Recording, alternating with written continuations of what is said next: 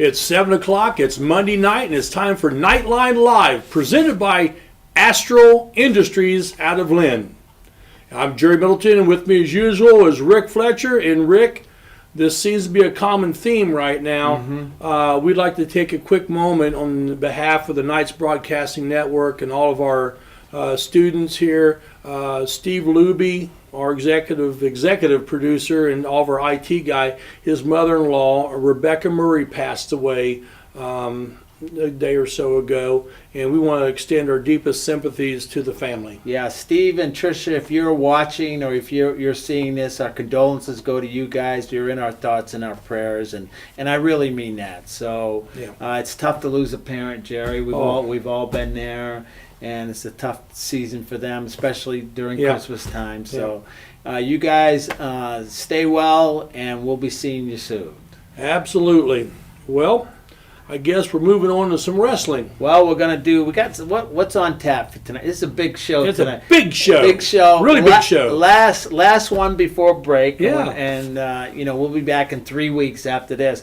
So we're going to attempt to have some wrestler spotlights, and we got a couple tonight. We're going to talk to Thane Berger and Caleb Cohey. So we put together some things for them, and just as we can do it, we're going to try to do that throughout the wrestling season.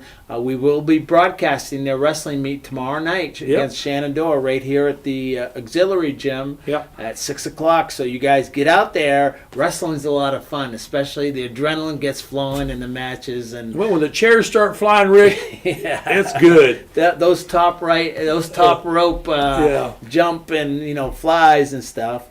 Also, we'll be talking girls and boys basketball, but our very special guest will be our superintendent, Dr. Matthew Hicks. So we've got some questions. He's ready. He's in the green room right now. He says he's a little nervous. I don't understand that. It's cold outside, but the questions are hot. Yeah, it's going to be hot in here. Yeah. So Dr. Hicks will be here in our next segment. So first of all, we've been broadcasting wrestling for a little over a year now, but talking about it for a lot longer than that, and we've learned a lot about wrestling, and I personally enjoy it a lot. So we're going to spotlight our first wrestler, Thane Berger, and our executive producer, Kayla Hersey. She's got a little video with Thane, so let's go to that, then we'll come back and discuss that.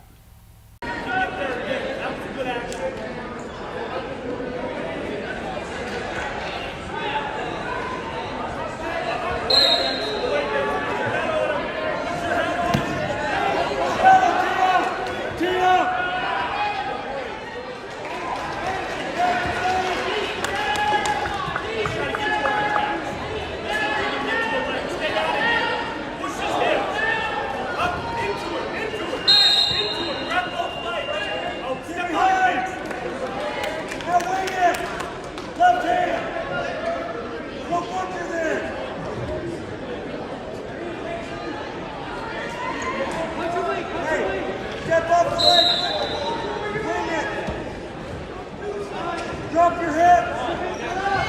Step over the body.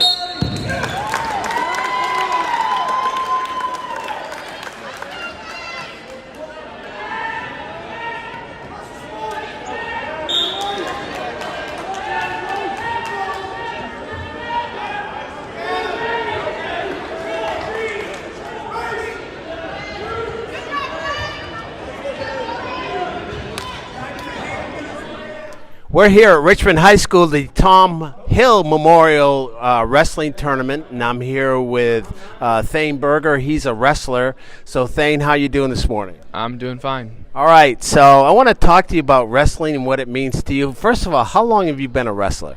Wrestling about 6 years now, ever since middle school. All right. What's your weight class now? I'm 175, and I bounce back and forth between that and 165. All right, so that's a 10-pound stretch. I mean, is that hard to manage for you? I mean, to get to 175, you're fine, but how about trying to get down to 165?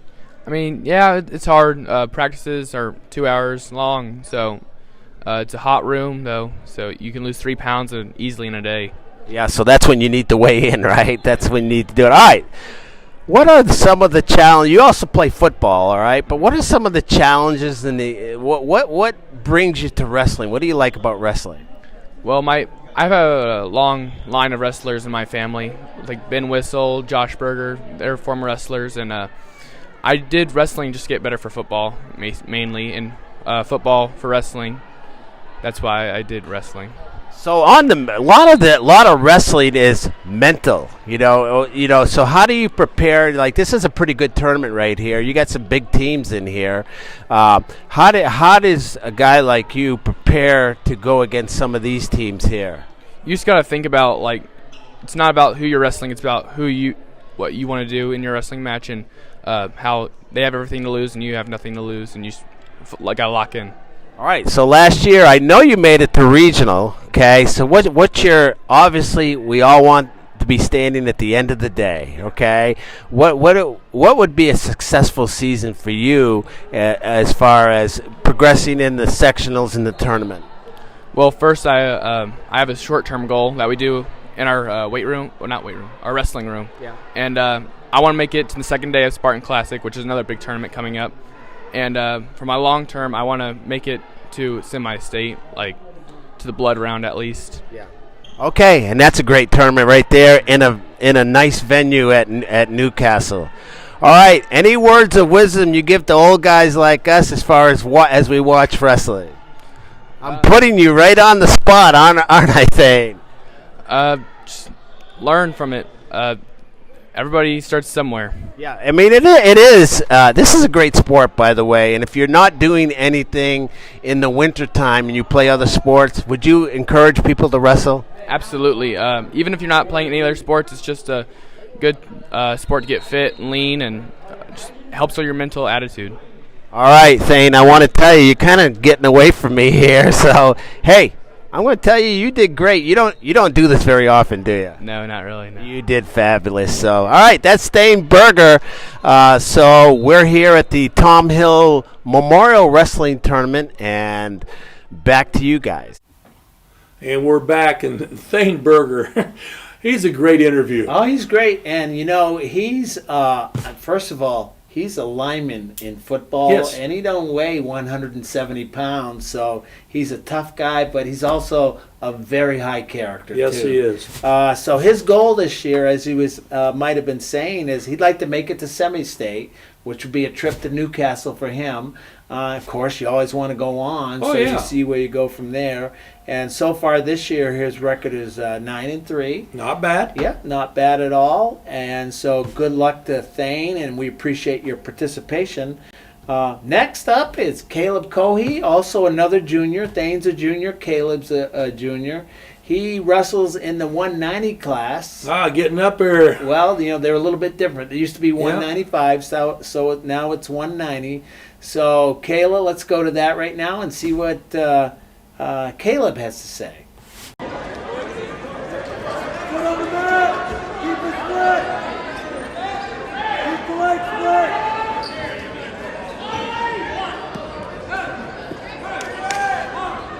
Wrestle, you're still in. And go butterfly. Hey, here, Tony, here, right here.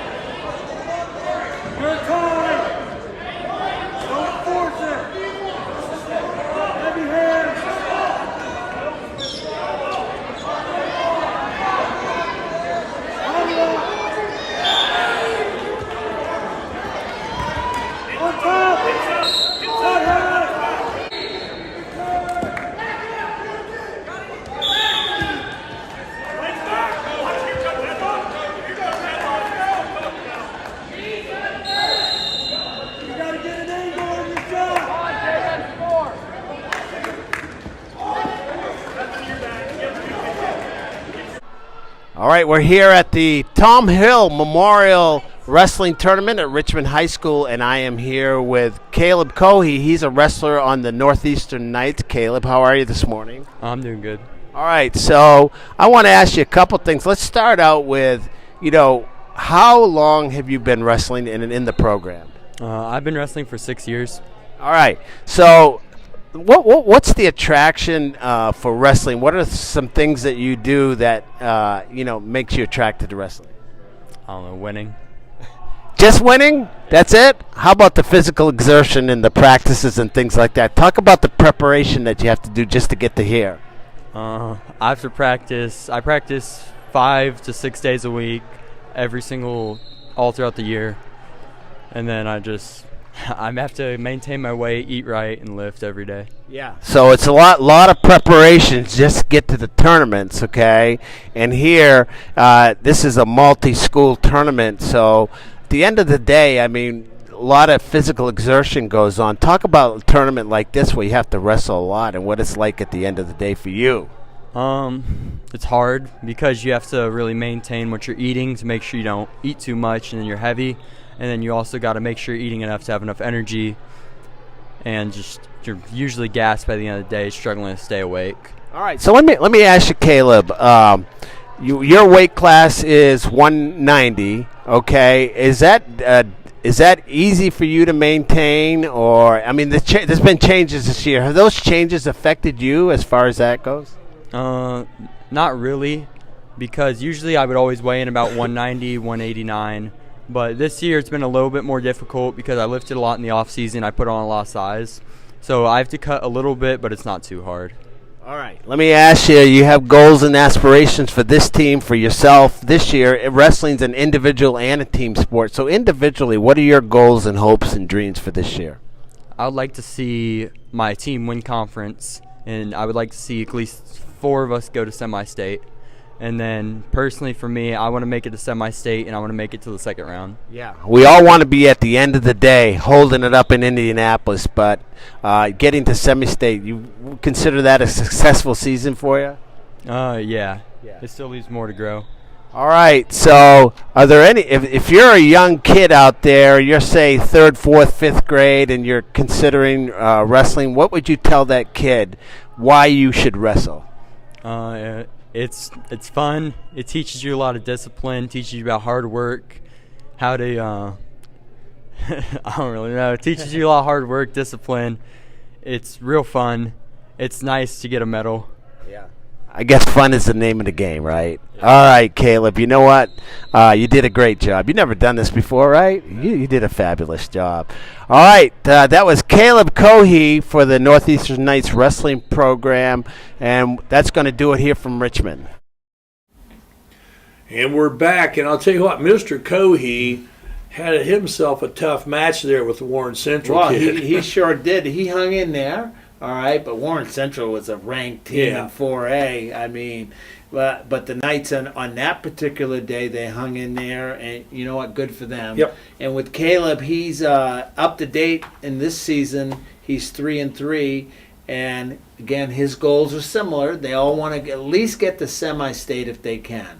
And, that'd be a good accomplishment for them. And, who knows what happens from there. You have a good day, you go to the state tournament, which would be an honor. Anything can happen. Yeah, anything can happen. So, again, tune in tomorrow night. We'll be on the air about 5:55 with wrestling against Shenandoah. It'll be Dwayne White's going to be on the call with me. And he's excellent. Yep, excellent wrestler. So, guess it's time to go to break, Jerry. Hey, let's head to commercial. You're watching Knightline Live, presented by Astro Industries.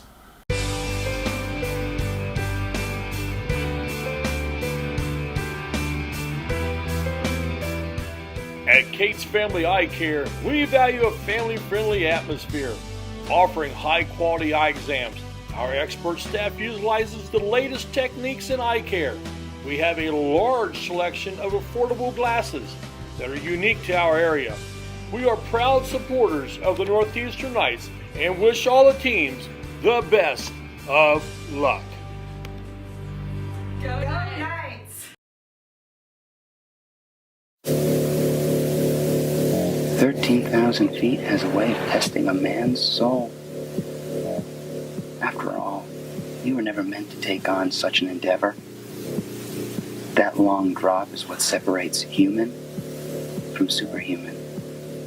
That fear is the only enemy, the only thing keeping you from feeling that power in your bones. And here we are, right here, right now. Let's fly. You're good at motivation, we're good at your insurance. Start with Indiana Farm Bureau Insurance and stop knocking on wood. KOA exit 151A, registration in the general store. It's a family-owned campground with pull-through parking for RVs or travel trailers with full hookups. Rent a cabin. Relax at one of the fire pits or picnic by the pond.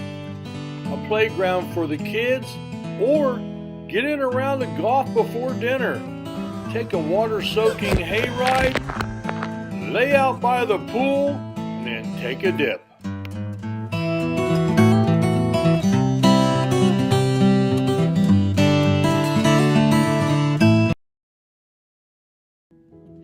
Do you have a big event coming up soon? Dejo Photos has you covered. Check us out on Facebook.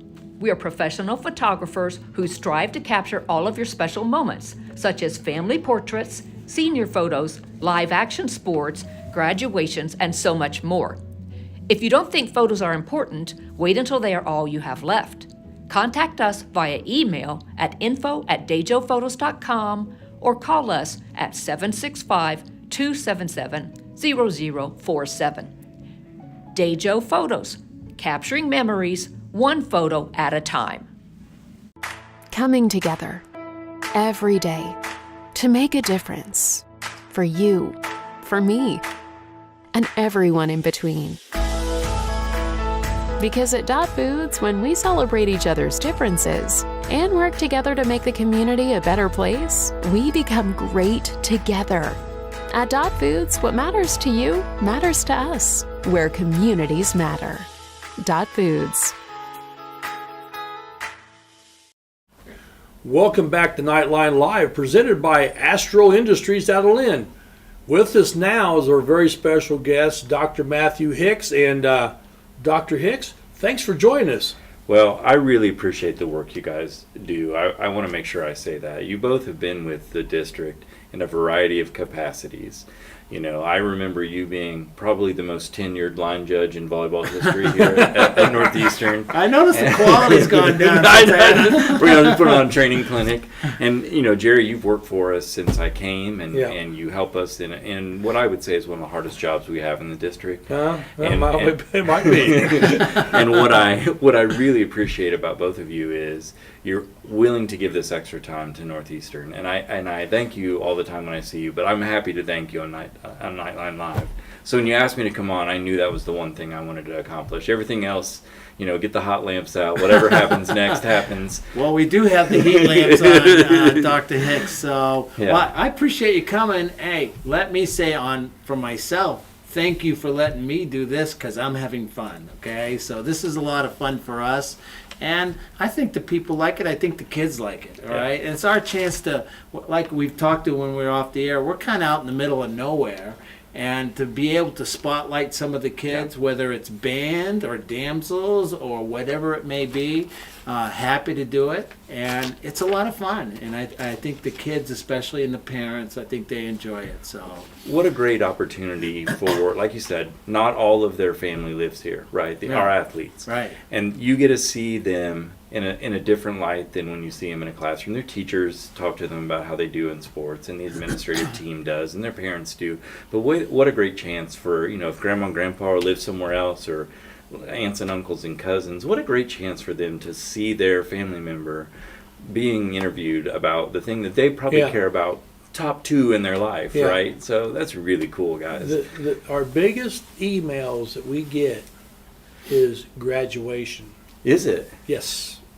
We get people from all over the country saying, I got to see my grandson and my granddaughter walk across, and it was a nice close-up. Thank you for doing it. You know, I think the live broadcast was sort of like an emergency switch over during COVID. Yes. But what people may not realize is that it was already videotaped. We had a professional company that did it prior. Yeah. And the year I was hired, one of my jobs was to try and, gussy it up a little bit, the commencement. So they sent me the commencement, and I got to watch it, and I thought it kind of planted the seed for later when we switched over. I think it's great that we do it, and I think, our gym is not getting any bigger, and if you're somebody who's struggling to get into our gym, you can sit in the comfort of your home and watch this commencement, and because of the quality that you guys have put in the equipment and the sound and all of that, I feel like it's a really good experience for those folks. So I think it's great. All right, well, let's focus to you're the superintendent, so you are the top dog, so to speak. Of course, I guess we all answer to the school board That's around right. here, so That's we all right. have a boss, okay? That's right. But, you've been through everything as far as teacher to principal, maybe an assistant principal in there somewhere. You've been right up the ring. So tell us about what the transition was like going through all those roles in education. Well, I started as a language arts teacher, and I started at a private school on the south side of Indianapolis, Roncalli High School. And I was recruited. I remember the day that I was recruited by that principal. I was at Purdue in the Union, and they had a teacher fair, and that principal, Chuck Weisenbach, offered me a job on the spot. And I was always taught, as you guys probably were, bird in the hand is worth two in the bush. It's a real paying job. So I took that job, and I went to Indianapolis, and I learned very quickly that Catholic school pay is not enough to live on. That's what I learned from my experience there. And I was very fortunate that the school where I had done my student teaching, Harrison High School in West Lafayette, had an opening the next year, and they invited me back to be a teacher. And I was there for 6 years, and I loved that place. I was a baseball coach, an assistant baseball coach. I was a head varsity tennis coach. I don't like to say it real loud. I was the second string, third string option. Like it got real dodgy this year. I thought I was gonna have to find a tennis racket. Anyway, I did a lot of stuff. But you were waiting in the wings, right? I had a couple reasons to be helpful there. My son was on the team, but I also was like, I did the book and the clock for the basketball teams, and I learned how to run the sound mixer for the auditorium. I learned so much during that first 6 years of my career. And really, at that point in time, if you would have asked me what my career ambition was, I wanted to be an English department chair. That was as high up any ladder that I could imagine at that point in my life. And so I had an opportunity to apply for a job at Hamlin Southeastern High School, and a lot of my close friends from my childhood had relocated to Fishers. And my wife really was supportive and wanted us to, let's take a look at it. Let's at least consider it. So I went into that job interview thinking that I was going in to teach 10th grade English. And during the interview, the principal started asking me all these leadership questions. And I had not applied to be the department chair at Hamlin Southeastern. I thought it was really strange. Like, why are you asking me all these questions? This is not what I came here to talk about. And in the middle of the interview, he stopped and he said, "How do you think it's going?" And I said, "I think it's going terrible. I came here to talk to you about, what are we going to do to vertically articulate this curriculum so that I can be the best 10th grade teacher possible, and you're bothering with all these leadership questions. I don't understand why we're doing this." So lo and behold, they called me within the next day and offered me the job as department chair. And we transitioned there, and it was a great experience. During my time there, my assistant principal, who is now the interim superintendent at Hamlin Southeastern, brought me in one day and he said, "Hey, I think you should be an administrator." And I was like, "Am I in trouble? Did I do something to you? Like, why are you punishing And me?" that's a totally, just so people understand, Dr. Hicks, that's a totally different animal. Is that correct? It is. When you're a department chair, you are, you're like the quartermaster. It's your job to make sure the books are ordered. You help develop curriculum and those sorts of things, and that's it. that's as deep into the weeds as you get as a department chair, and there's a lot of influence, and you get to help decide what kids are going to be exposed to and what kind of writing curriculum you're going to do. I don't want to downplay; it's a really important job. But once you become an administrator, you're dealing with all kinds of different problems, and you're where the buck stops. And so, when he talked to me about that, I went home and I talked to my wife, and I was like, I don't know if this is what I want to do. And she asked me about. She really helped me make the decision to go into the program through Ball State to become a principal. And so I spent the next few years. During those years is when my son was born, and then my second son was born, and so went back to school simultaneous with us becoming a parent, which was an interesting choice in hindsight. Now, were you still teaching at the same time? I was. You were going to school. I was the department chair. I was going to school, and Peter was born. So it was. I learned a whole lot about time management. You didn't sleep much. I learned how to push myself past the exhaustion point, which was, turns out, job skill. So we finished that time. I'd always thought that I would want to teach middle school from the second half of my classroom experience on, because I felt like if I taught middle school, I could teach all of the things that I felt like freshmen needed, because I taught freshmen primarily, freshmen and sophomores. And so my last year in the classroom, I taught 7th grade language arts, and it was fantastic. Just a fantastic experience, and I'm glad I only had to do it for 1 year. But I became a dean. My next job up the ranks was a dean, and I applied for a lot of jobs. And I will tell you, if you're a teacher watching and you're interested in breaking into administration, it is typically the typical case that I believe is my case. It is just a sea of rejection. There are so many people that are interested in being an administrator, and there's not a ton of jobs, at least at this point. When I was doing it in the mid 2000s, and when I applied for jobs in Indiana, I wasn't getting any interviews because I didn't have my license yet, and I got my license simultaneous with applying for a job in Fort Pierce, Florida. And I picked Fort Pierce, Florida, because St. Lucie County, Florida was the fastest growing county in Florida at the time. And lo and behold, the principal that hired me was a Boilermaker. Okay. He'd graduated from Purdue. He'd been a superintendent in White County, and then moved to the south and became a building level administrator there. And the weather was a little warmer there than it is here today. It is a true story that you can move to that part of Florida and south, and you can mount your snow shovel in your garage like a trophy and never touch it again. So that is a fact. You can do that. So we were down there a year, and when you're a new parent, you guys are both parents. Having your own parents be grandparents is a really special thing. Right. Yep. And we were down there, and my wife's family's from Illinois. I grew up near Lafayette, Indiana, and being there was really tough. That was a really long year for us, just personally and to a lesser extent professionally, and we decided it was time to come home. So I took a job back in Indianapolis, and I was an athletic director, assistant principal, and they did not pay me double. I just want to make sure I say that out loud. I did both jobs. It was like 16 hours a day, but they did not, in point of fact, pay me. I can relate. Yeah, I think you understand. I think you're right. And by the way, probably a common thing amongst that type of position, I'm guessing.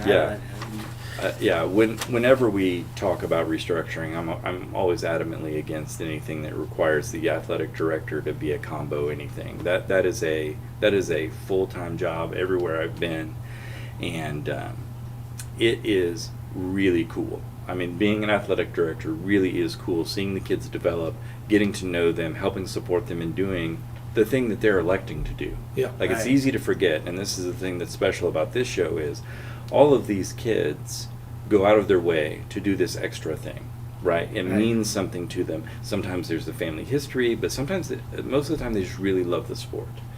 And they wake up and they want to do it, and they get injured and they're upset because they can't do it. It's just such a special thing, right?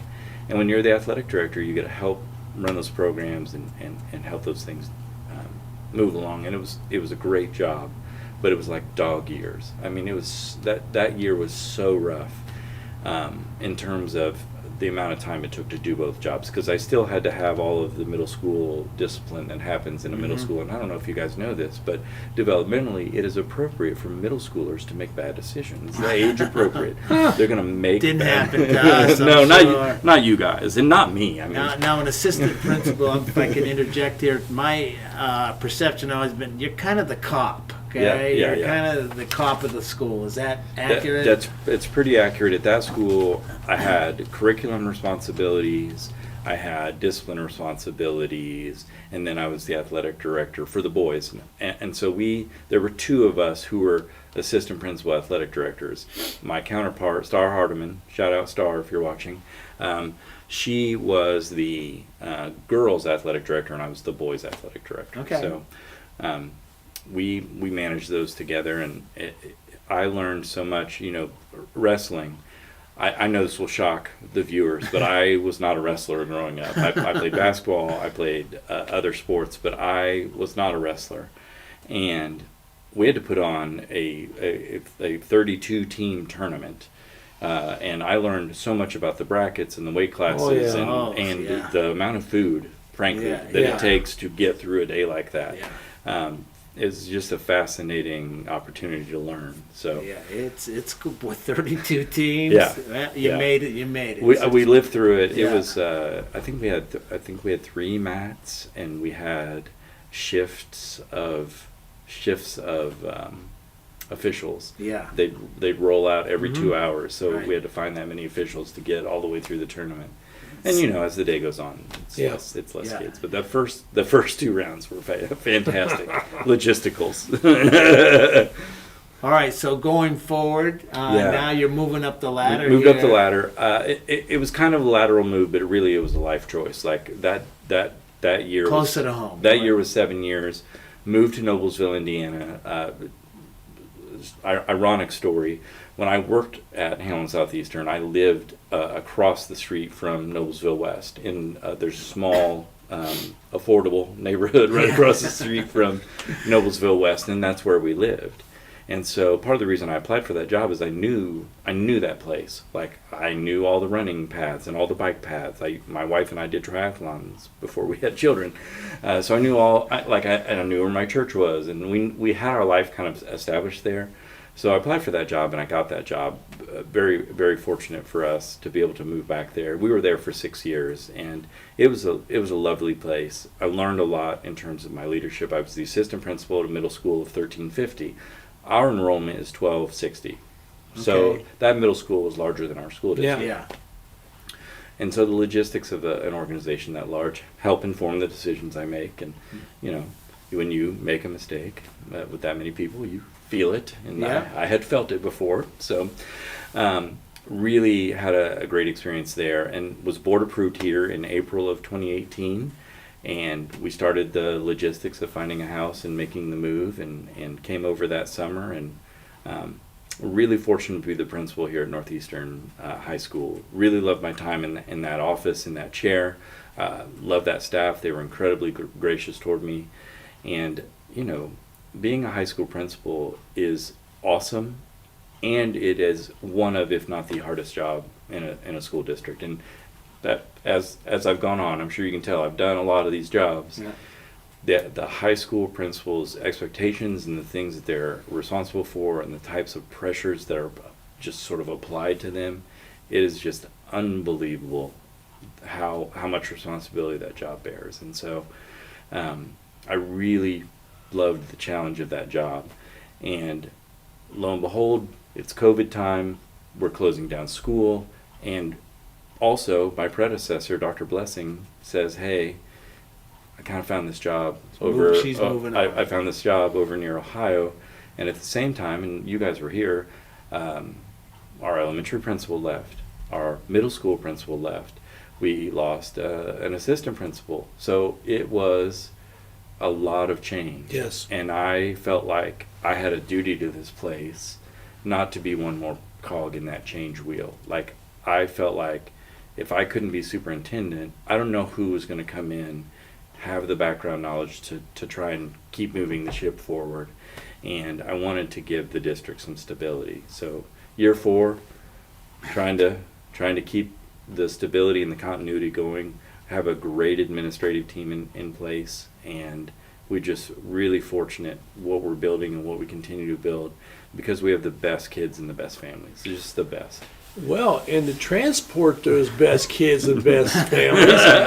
See how I slid into that? That's a nice segue right there. Well done. So we're getting some EV buses, electric buses, and I don't know if they make hybrid buses or not. Somebody asked me that, and I was like, I actually think they do. I said, I don't know. Yeah. So we got electric buses coming. Yep. And I'm assuming that was a grant, a federal grant or Yes. something for that and all that. So if you want to expand on that. So this story starts with one of my colleagues calling and saying, "Are you applying for this grant?" And I said, "What do you mean?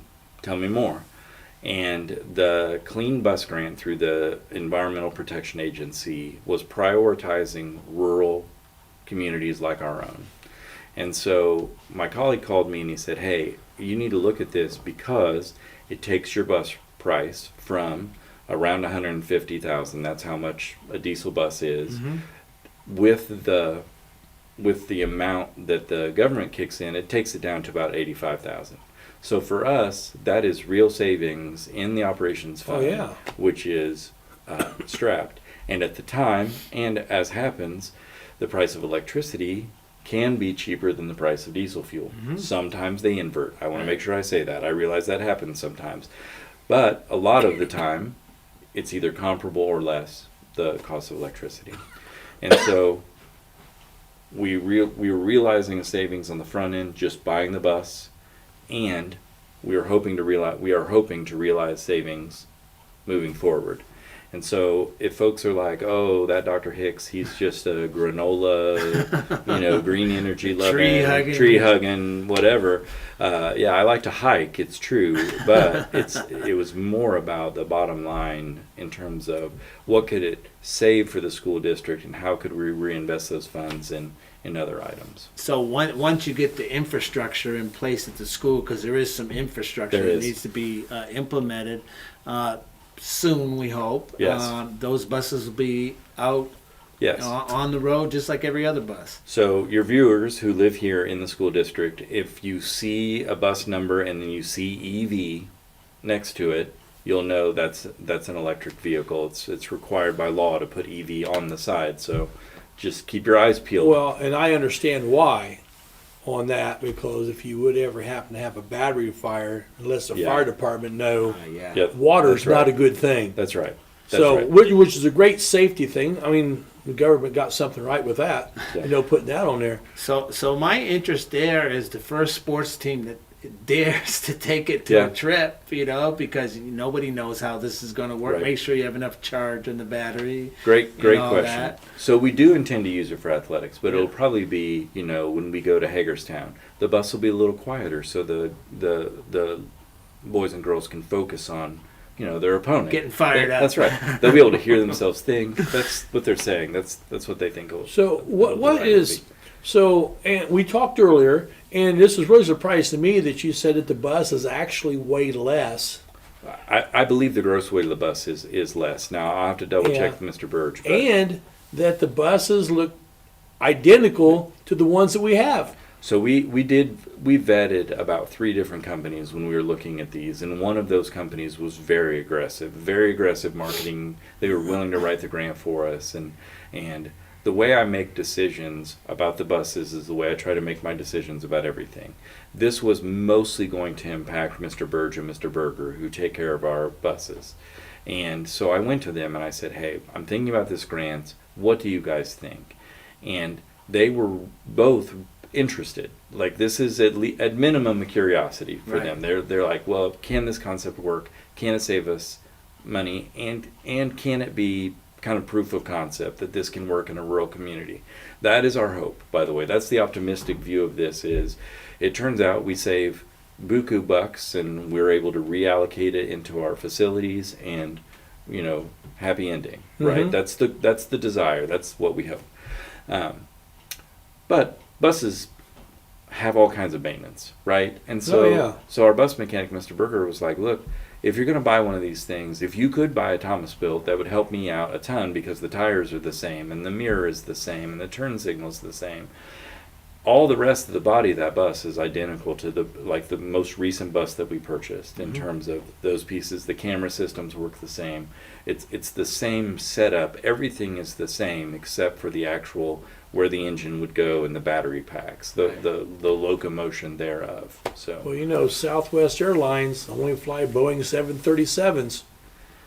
I mean, Yeah. there's a reason for that. that's right. We're Yeah. a Thomas built. Yeah. We're a Thomas built district, and That's Thomas built really wants us to be a proof of concept, right? There are a lot of districts that are Thomas built districts because of the quality and the maintenance and the way the product has held up over time. So I think you got to try. Okay, Yeah. I mean, you're getting the buses for almost half price. Okay, so that that gives you that incentive, and the technology is coming. It might not be 100% there, but it's coming. I mean, obviously, a lot of money is being poured into electric vehicles nowadays. So if you can realize, a savings or a maintenance savings or something. Hey, you got to try this. So yeah. money doesn't grow on trees around here, and No. you could tell us that, I'm sure, as the we're a rural. This is small town America right here. Yeah. We don't have a casino in town. No, That's, not yet though. If you're thinking about a casino, Yeah, build one right next door. Listeners right here. Blow Across them the up. street. Yeah, Great and place. not for gambling purposes, but what happens is the tax money goes to the school district, and that's why you got towns like Lawrenceburg. Money's probably not a Yeah. problem for them Yeah. because they have a casino supporting them. So Or my understanding is if you can get an international airport in your school district, that's a pretty good boon. I don't know Wayne County Commissioners if you're looking into that, but something to consider. We have some farmland around we here. would Maybe be able to work that out. pay, Yeah. pay a good price. Well, let's move on, Dr. Hicks. We were wondering, what important. We do mostly sports, but it's not. We like band, we like damsels, we like archery, we like all that kind of stuff. Archery. If you get 70 kids, Oh my gosh. We're interested. That program is amazing. It is absolutely amazing. So, as a superintendent or as someone who's gone through the whole educational system, how important do you find all these extracurricular activities, not just sports, although including sports? So there's a ton of research on this, and the research really talks about the fact that in order for a child to be successful in school, they have to feel like they belong. That's why we want children to belong, grow, and contribute, right? It's not for nothing that belong is in our vision here at Northeastern. And belonging takes on a variety of forms for kids, and some kids find all the belonging they want in the classroom, and that's great. But that's not all kids. Mm-hmm. Many kids come to school so that they can play their sport. Many kids come to school so that they can compete on the archery team. Many kids come to school so that they can get up on that stage and act when drama season rolls around. And the more of these things that we offer, and we increase the likelihood that a kid who doesn't love the classroom will still come and learn all the things that the good people of Indiana have decided they need to learn, and find something that is meaningful to them. We have this incredible gamers club now, esports team, and I think you guys have already. We haven't done anything on Not it. yet. Okay. Yet. Yeah.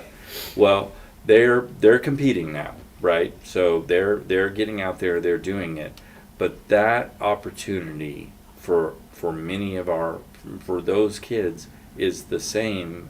It means the same to them as it does for any kid like myself who tried out for the basketball team and made it, had that experience too, right?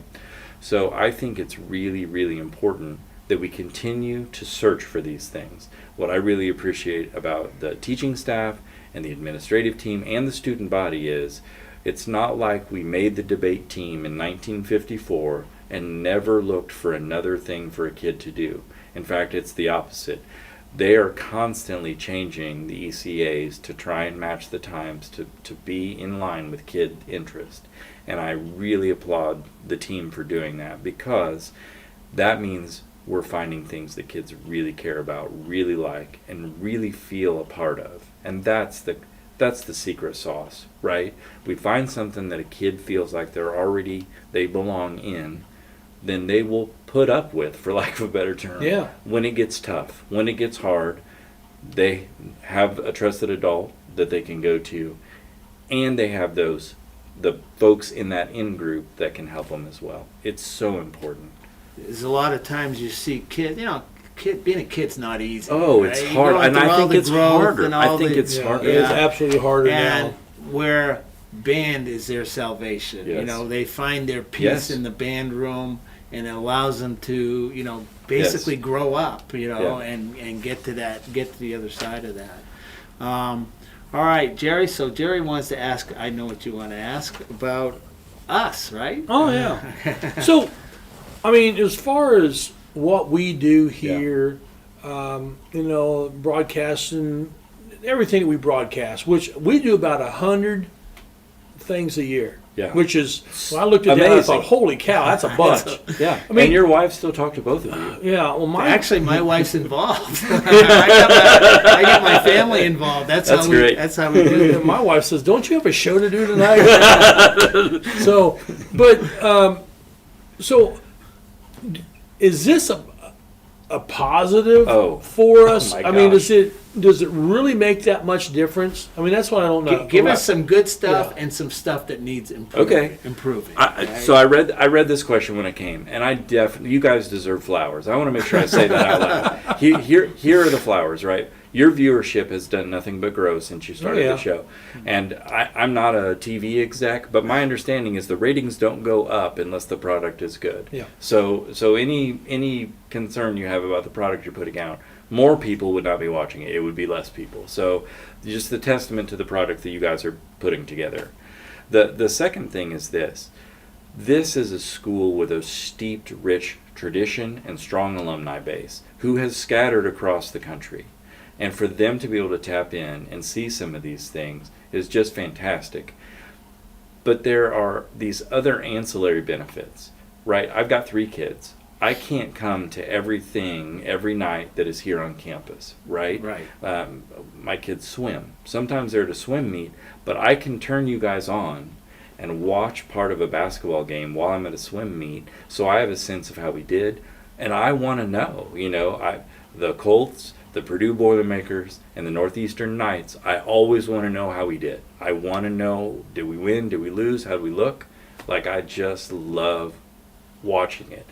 So I'm not the only staff member. We have a lot of staff members that watch it, and they get to connect with that kid the next day, but they still got to be home and be a parent, or they got to decompress. This job, being a teacher, is an incredibly emotionally draining job, right? And if you're an extrovert, it's probably great, but many teachers are introverts. I'm what's known as an ambivert. I present as super outgoing, but I reach a max capacity where I need to go and shut it down and be quiet.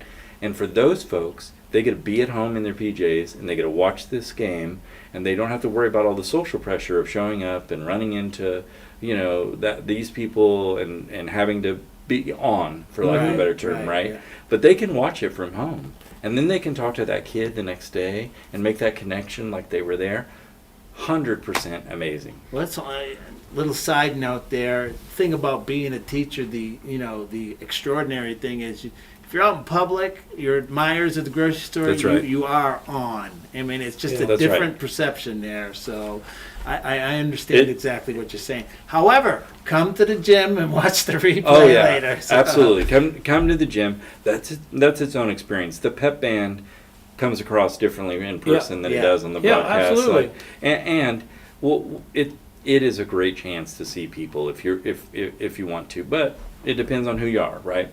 So I think it's been fantastic. Well, one of the things about it, and we have other school corporations say, how can you guys do this? Doesn't it take away from your attendance at the games and so forth? And we I don't said think so. we have found out that is probably about the opposite. Mm-hmm. Is that people go home and rewatch the games, Yeah. or it's grandma and grandma in Florida, and we've had people, email us from all over the country. Yeah. About stuff. I said, no, it's not that. It gets people more involved Yeah. because there's a greater opportunity for them to see what is going on. And then they go, man, this team's pretty good. Let's go to the game tonight. Yeah. And then letting students in for free, Yeah. that's a big deal. Talk about risk taking, trying new things. Yeah. Like for Mr. Kiesling, for Coach Kiesling, that was a huge risk, right? And we had talked about that, me and him, for a long time. And on paper, it doesn't make sense that it is going to turn up the profits. And for folks that don't know this, the football season helps fund a lot of the rest of the year for us. And basketball helps fund a lot of the rest of the year for us. There's a lot of pressure on an athletic director financially. That's right. That's right. To make sure that those crowds are the right size, so that when the time comes, people should know this. We have sports where we don't charge admission to anyone. Correct. You come, you get a watch, no questions asked, which is how it should be. But they still need equipment in those sports, which is what I mean when I say pay for. That's how those costs get covered. And so I remember, and again, I'm a recovering athletic director. I saw the panic in his eye when he's like, I think I'm going to try this. And I was like, how brave, let's do it. Let's see how it goes. And it has been such a boon, because when I was high school principal, trying to get a cheer section started was tough, because you had to figure out how to coordinate what you were going to wear, which is important. Very important. You had to figure out how you were going to pay to get into the game, which is tough for some. Which is tough for a lot of our kids. Yeah. I don't want to go into our demographics, but for many of our families, that is $4 or $5 too many. Yeah. So yeah. All right. So let me ask you. Do you have any? Now we've been doing this for it's our 4th year now. Yep. So far, we've been able to stay out of trouble for the most part, but there's always room to you can get in trouble. But do you have anything as a superintendent that a criticism or things you'd like to see or things you'd like to do as far as what we're doing here? I love you guys. So when I say this isn't about either of you. No, absolutely. Right? But you have a great student engineer back here who probably doesn't ever want to be on camera. Have you ever been on camera? Probably never. Don't want to do it. We're going to get her on camera. At some point, it's probably going to happen. You can see how shy she is right now. But great whiz behind the deal. What a great skill set for you. And that's Kayla Hersey, by the way. Kayla Hersey is killing it with this camera work. If she's got to deal with this bald head. I mean, she's doing a great job back there. Let me tell you, Dr. Hicks, if Kayla wasn't here, we would not be here. Yeah. Okay, that's the bottom line. So. But finding some kids to also be on this side of the camera. I know you've had some in the past to help call games, and I think that's great. But I think having a program so that kids can work up and be interviewers with you guys would be so great. I think it'd be so fantastic. We would love to do middle school basketball and football and let them start off in that. Yeah, I think it's great. That we've taught, and you and I have had some conversations. I would absolutely love to do a class or a club or something starting in the middle school and have it all student run with an adult kind of overseeing things and let them do the announcing, the camera work, and all. I think you draw in more kids that way, I think it's a great legacy project because you guys are fantastic, and I want you to do this as long as you want to do this. But there will come a time where you guys will say, you know what, we're moving south. We're done shoveling snow or whatever. You know. So when that time comes, I want you to be able to hand that off, hopefully to a student organization that can run it into perpetuity. I think it's a great opportunity for you guys to take this thing that you built that is wonderful and that you love and know that it's going to continue. I think you're nailing it right on the head right there. I think that's...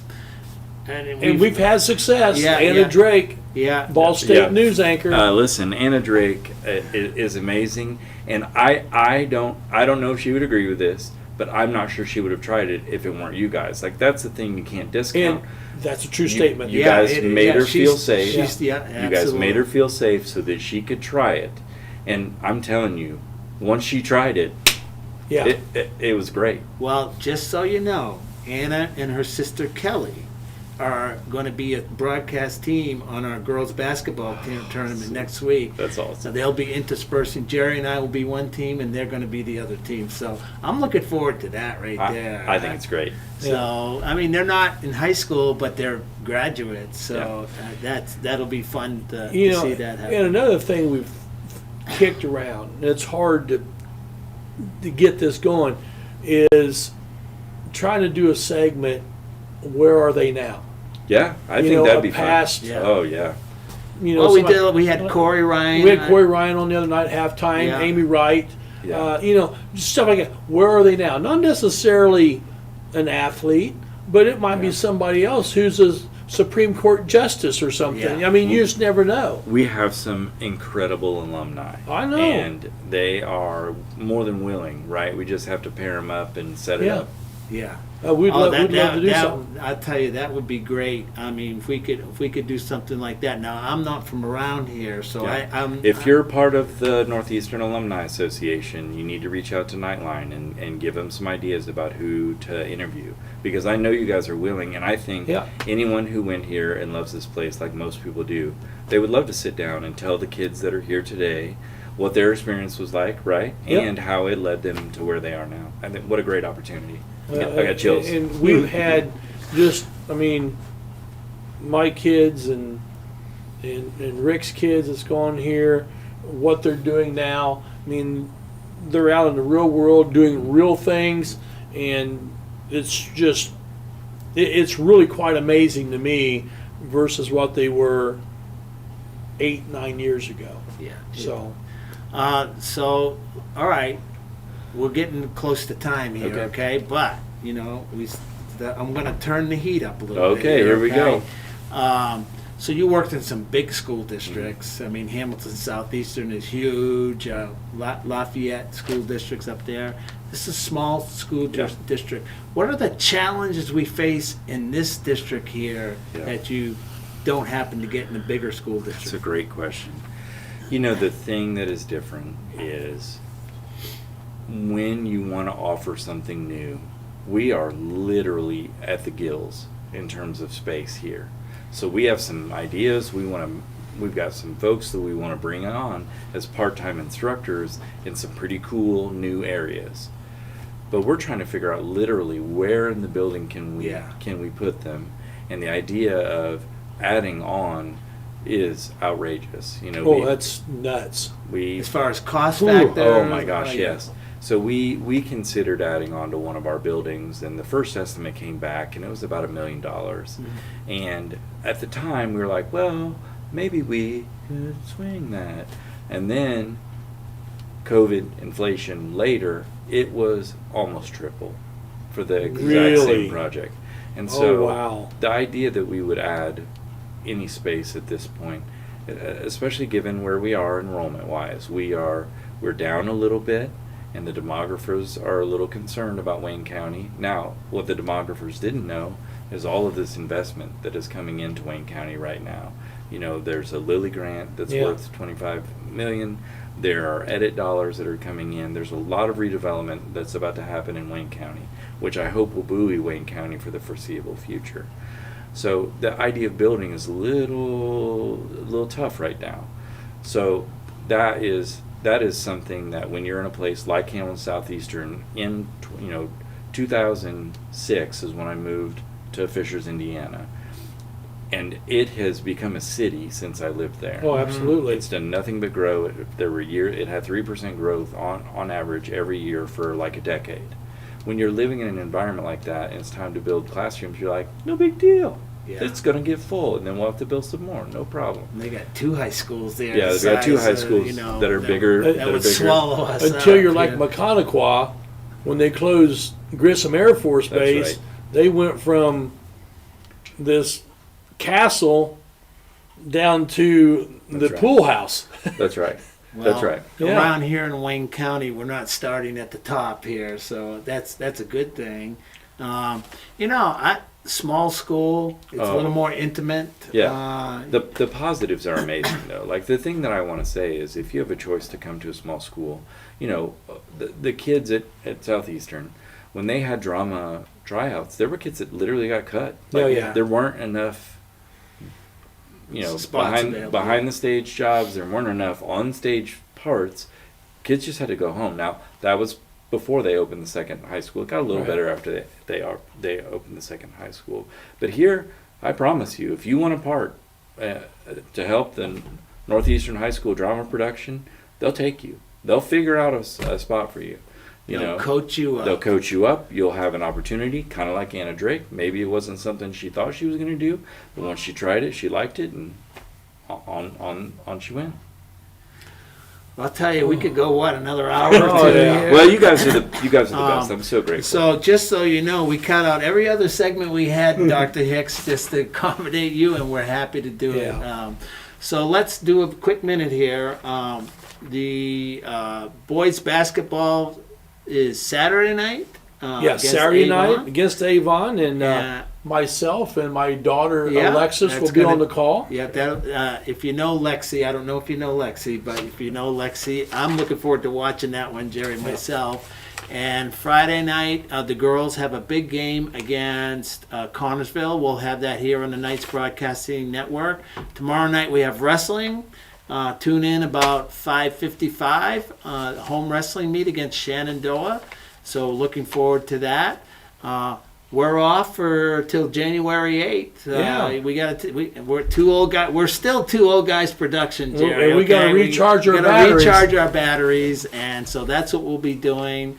We'll have the girls tournament on the 27th and 28th. There's a nice tournament here with some nice teams coming in. So get out to the gym and see that.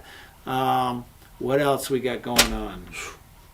I think that's about it. Well, we want to thank all of our sponsors. We weren't able to hear from all of them tonight, but we do. I want to tell you we appreciate everything. It's because of our sponsors, Jerry and Dr. Hicks, that we can do what we're doing here and be able to buy all this fancy equipment, because it takes money. It definitely takes money. So we appreciate that. I want to wish you guys a Merry Christmas. Absolutely. And does the superintendent look forward to school vacation? A little. You got to work a little. bit. You still got to work probably A little some. A little bit. Be good, and I won't have to work as much. And Jerry will be doing some things, refereeing. You'll be here with us on the girls basketball tournament. I'll be here. I'll be doing a bunch. Probably this doing week. some AD stuff. Yep, be doing a bunch of that this week. So you guys and myself, I'm taking a week off, and my daughter's coming home, and all my kids will be there. And I want to wish all you guys a very Merry Christmas and a safe. Now, when I mean safe, and a Happy New Year. And I want to thank Kayla Hersey. We've been referencing her, but Jerry, we are going to get her in front of the camera here one of these times. We'll do it someday. Okay, because you know what? Without Kayla, we're nothing. We got absolutely nothing going on. And this show don't go. So, well, I think that's about it. Dr. Hicks, thank you very much for coming on. Thanks for Both coming of on. you guys, thank you. Well, Rick, I think this is a wrap for 2023. Oh my goodness! Next time will be 2024, right? I'll be ready. Jerry, you're getting older, my friend. Well, for Rick Fletcher and Dr. Matthew Hicks and Kayla Hersey, I'm Jerry Middleton, and you know what? It's been another ho ho ho good night.